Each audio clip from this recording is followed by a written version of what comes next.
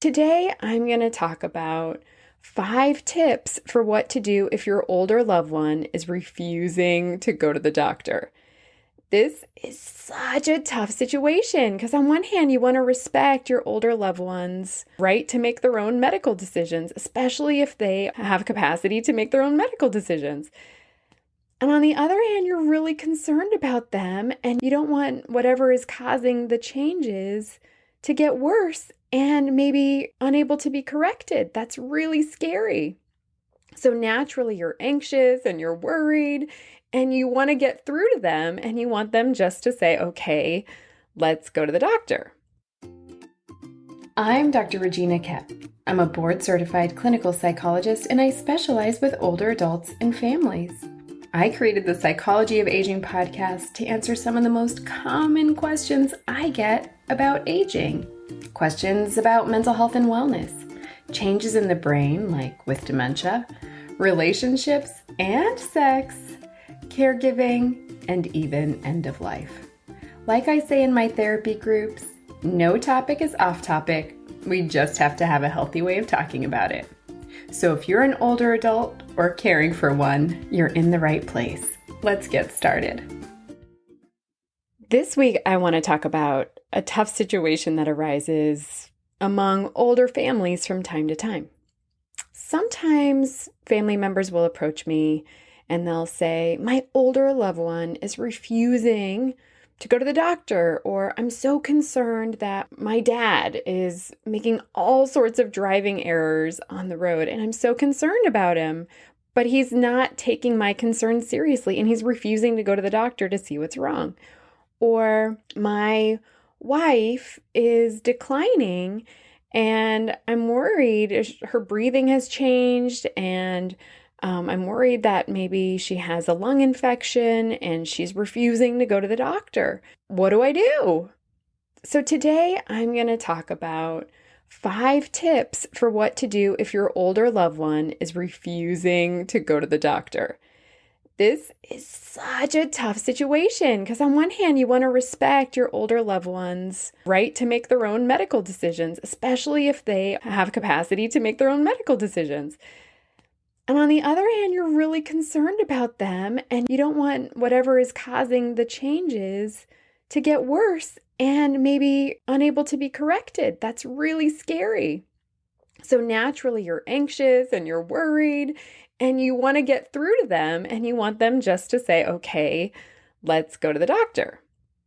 So that's why I wanted to spend some time sharing 5 tips for what to do if your older loved one's refusing to go to the doctor and you're super concerned about them. So the first tip is to consider changing your approach. If you're really worried about your older loved one, it would be pretty natural to be a little bit demanding or pushy. I know I've been in that situation where I want somebody to do something and I get a little bit demanding and I get a little bit pushy. And when we kind of push and demand, what happens is it can have the effect of pushing the person away from what we want rather than pulling them towards it. So consider changing your approach by backing off a little bit and sharing your concerns from another angle. Instead of saying, Dad, you have to go to the doctor, the swelling in your leg has gotten out of hand, try having a pleasant conversation and then sharing, hey, Dad, I noticed that the swelling in your leg is getting worse. And it concerns me because it could be a sign of something medically wrong and I think we should check it out. Like, that's really going to work, right? So if he stammers and says, well, I don't want to put you out, then you can respond by reassuring him with, well, I'm really actually happy to do this with you. We can go to the doctor and then go to lunch afterwards. It will be a way for us to spend some time together. Okay, I'm going to stop here for a minute. I get that you're probably not happy about this. Maybe not happy to be the one to take him to the doctor, not happy to be the one to spend half of your day going to lunch and kind of massaging the situation. But in my years of working with older adults and families, I can confidently say that many older adults are afraid of being a burden on their families and on society.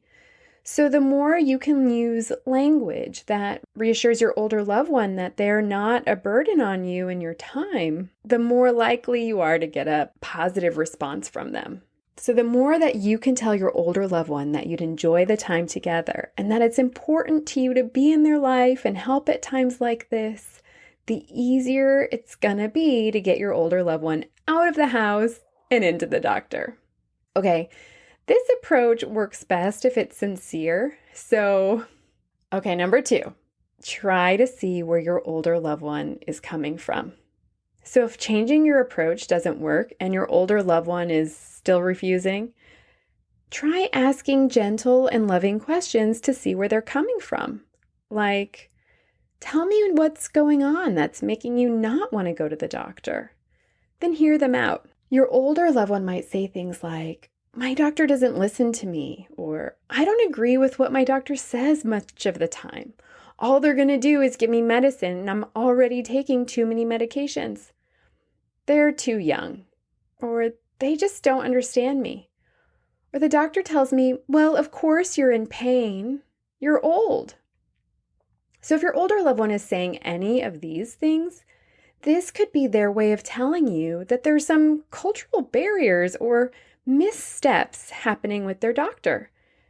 And often these are due to ageism. So ageism is discrimination based on age, and in the medical field and in the mental health field, this often shows up as, of course you have that problem, you're old, what do you expect?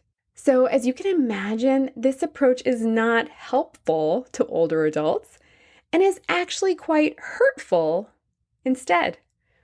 This might be a sign, if your older loved one is telling you these things, it might be a sign that they need a doctor who understands older adults. And if this is the case, then I'd encourage you to offer to help your older loved one find a new doctor, a doctor who specializes in older adults. These doctors are called geriatricians. In my show notes, I'll have a little guide on how to find a geriatrician. The third approach that you could take if your older loved one is refusing to go to the doctor and you're super concerned about them is to ask your older loved one if they'd be willing to go with another family member or friend. If your older loved one doesn't want to go with you to the doctor, which I was talking about in tip 1, and doesn't want to find a new doctor, which I was just talking about tip number 2, then ask if they'd be willing to go with another family member or a friend to the doctor. If your older loved one agrees to this, then don't stop there. Ask them to name the person that they're willing to go with, and then ask if they'd be willing to call that person now and see if they can help. If you're around, you could call that person together. If you do this, let your older loved one speak first, and then ask if you can share your thoughts, rather than imposing your thoughts. It can sting a little bit if your older loved one isn't willing to go to the doctor with you, but is willing to go with somebody else. Sometimes it might take a few people to share their concerns before your older loved one takes a medical problem seriously. And sometimes it can help for someone closer to your older loved one's age to share their own experience and encourage your older loved one to go to the doctor. Sometimes it might take a few people to share their concerns before your older loved one takes whatever's happening for them seriously. Sometimes it can help for someone closer to your older loved one's own age to share their experiences and what their process was like at the doctor. Sometimes that will help your older loved one to go. Whatever the case may be, the important piece to hold on to here is that your older loved one is going to go to the doctor. So take this as an opportunity to expand your older loved one's care network. This could actually be a win-win. You might not have to help with everything after all. Moving on to number 4, ask another family member or friend to reach out to your older loved one. So At this point, if you've tried all the other steps and your older loved one is still refusing and you're still concerned about something major going on in their body or their mind or their mental health, try asking another family member or friend to reach out to your older loved one and express concern about the medical problem or the mental health problem or the cognitive problem, and their encouragement for your older loved one to go to the doctor. And then also ask if they'd be willing to offer to help your older loved one to go to the doctor. If your older loved one's living in an assisted living community, there might be on-site nurses who can check in on them. You might call the front office and see if there's a nurse on site who'd be willing to pay your older loved one a visit and talk with your older loved one about going to the doctor. Sometimes a third party can be really helpful. So oftentimes families will show up in my office and they'll say, my patient is the older adult in question, and a family member might say, I'm really concerned about my loved one. And I'll ask the loved one questions and kind of try to figure out, is this a mental health concern? Might this be a medical concern? And the family member will say, I've tried to get them to come to the doctor, but they keep refusing. And then after I spend some time with the older adult and do a little bit of assessment and figure out, actually, this might be medical, it doesn't seem like mental health concerns. And if I suggest it, the older adult might be more likely to go because they have a third party, a more objective opinion or perspective or recommendation. So if you're going back to the senior care community example, if your older loved one lives in a senior care community and there's a nurse on site, asking the nurse to go and see your loved one can help to give a third-party perspective. Okay, this might get a little costly though. I don't think those nurse visits are really free all the time, if at all. And so just be mindful of that as well. And the fifth tip for helping your older loved one to go to the doctor when they are not willing to go is to actually take a break and give your older loved one some space. If you've tried all of these strategies and your older loved one is still not willing to go to the doctor, you might have to take a break and give them some space. After all, most older adults are capable of making their own decisions about medical care and can decide when and how they wish to go to the doctor. This may be one of the hardest things to do, is to sit back and watch your older loved one struggle. It's really, really hard to be powerless and have no control over the actions and decisions of somebody that you love who you see is suffering, especially when from the outside it looks like there's a really simple solution. Just go to the doctor. All right, you might be really frustrated and angry, but don't shut your older loved one out. If they're making a decision not to go, don't shut them out. Aging and becoming sick can be really scary things for older adults. Many older adults, especially when they're sick, wonder, is this going to be the illness that takes me out? Are they going to find cancer? A lot of my friends are dying. Am I going to be next? And they might find something bad, and then what? So don't shut them out. Sometimes people just need a little space and grace to come around. If you do take a step back and give your older loved one some space, don't ignore them. Continue to call and visit and stay engaged. The better your relationship, the more likely your older loved one is to listen to you down the road. See how that works? Let me just say, there's an important side note here. Here's an important consideration that we have to talk about if we're talking about older adults refusing to go to the doctor and you're noticing really concerning medical changes or mental health changes. So if your older loved one is really sick and they're hallucinating, like hearing or seeing things that other people don't hear or see, or have strange beliefs like that they're marrying somebody, your older loved one's 95 and they just got married to somebody and had triplets, and truly believe that, Those are bizarre thoughts, and if those thoughts and those experiences are happening out of the blue, and that's coupled with mood changes and sleep changes, it might be necessary to get your older loved one immediate medical attention.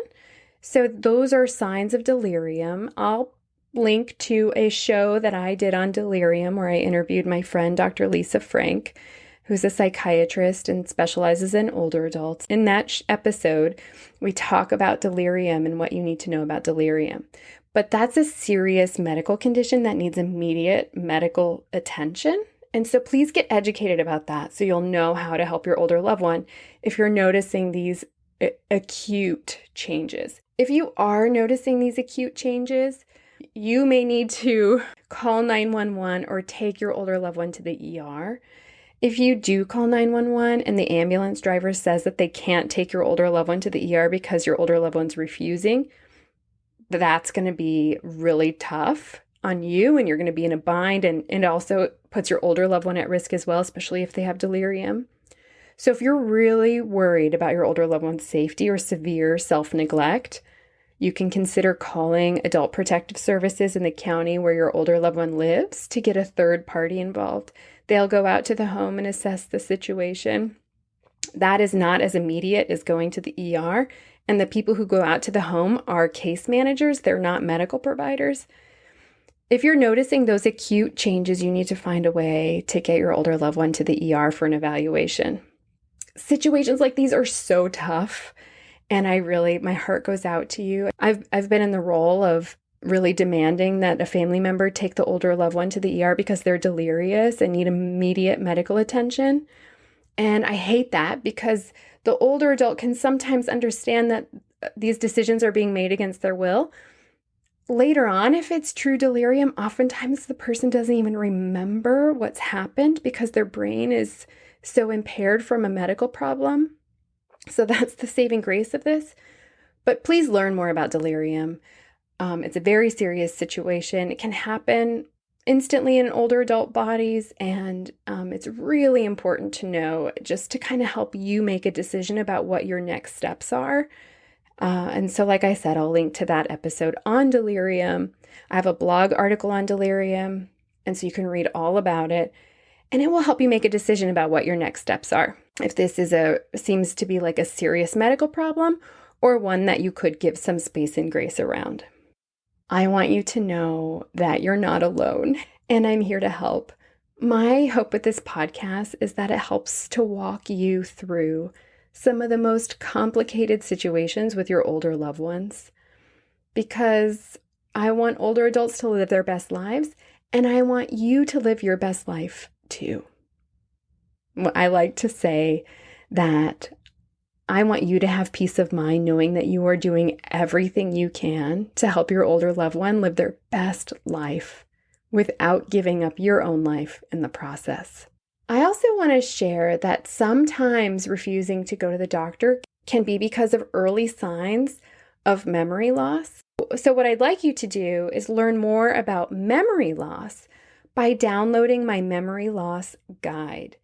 The memory loss guide will share 10 must-know memory loss warning signs. We'll share what to do if you're noticing signs of memory loss and the benefits of evaluation. So head on over to the show notes and download the memory loss guide. Join me next week, and I'm actually going to dive deeper into 10 memory loss warning signs. So if you liked this episode, be sure to subscribe and leave a review. Subscriptions and reviews help people to find this show. And here's why this is so important. Older adults and caregivers are often left out of the conversation when it comes to mental health and wellness. So do your part to include them by subscribing and leaving a review. As always, the information shared in this episode is for educational purposes only and should not take the place of licensed medical or mental health care. I'll see you next week, same time, same place. Lots of love to you and your family. Bye for now. Lena, do you think aging is scary? No. No? Why not? Because it makes us happy.